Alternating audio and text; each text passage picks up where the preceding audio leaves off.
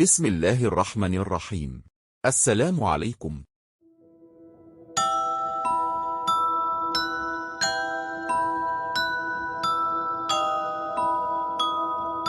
एक ज़माने में बुलंद मीनारों और चमकते दमकते महल्लात से मुज़य्यन सल्तनत में सुल्तान रशीद नामी एक मुसलमान बादशाह हुकूमत करता था।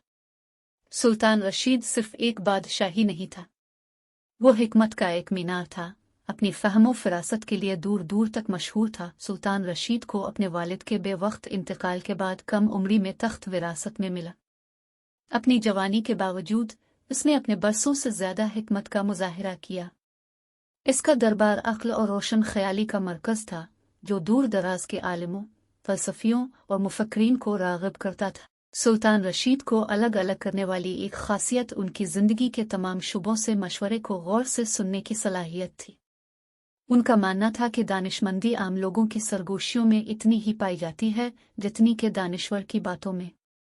वो अक्सर अपने आप को एक आम आदमी का रूप धारता और अपनी सल्तनत के हलचल से भरे बाजारों और खामोश गलियों में घूमता और अपनी रियाया के साथ बातचीत में मशगूल रहता। एक गर्म दोपहर एक आजिज ताजिर के भेस में सुल्तान रशीद एक बाजार में घूमते रहे, जहां उसकी मुलाकात फातिमा नामी एक बुजुर्ग फूल फरोश से हुई।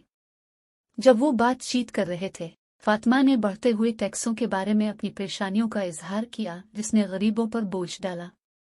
सुल्तान रशीद ने गौर से सुना, इसके नुक्ता नज़र को जज्ब किया। कुछ दिन बाद जब सुल्तान ने अपने मुशीरों को बुलाया, उसने फातिमा के साथ अपनी मुलाकात और उसके खदशात का जिक्र किया। इस इंकिशाफ ने बातचीत का एक सिलसिला शुरू किया, जो बिलाखिर टैक्स के निज़ाम में इस्लाहात का बाइस बना, गरीबों पर माली दबाव को कम किया। सुल्तान रशीद इंसाफ पर पुख्ता यकीन रखते थे। इसके फैसले हमेशा मुनसिफाना और मुतवाज़िन होते थे, जिसकी वजह से वो अपने मज़ामीन की तारीफ़ और एहतराम करते थे। उसने एक ऐसा निज़ाम कायम किया जहाँ कोई भी अपनी हैसियत से कत नज़र अपनी शिकायत पेश करने के लिए इसके साथ सामीन की तलाश कर सकता है। इल्म के हुसूल में सुल्तान रशीद ने अपनी सल्तनत में लाइब्रेरियों और स्कूलों के क़याम की हौसला अफजाई की। इसने उलमा की सरपरस्ती की और कदीम मतवन के तर्जमे की हिमायत की। सीखने और रोशन ख्याली की सकाफत को फ़रोग़ दिया। सुल्तान रशीद ने अपनी हिकमत और हमदर्दाना हुक्मरानी के ज़रिए अपनी सल्तनत को खुशहाली और हम आहंगी की आमाजगाह बना दिया।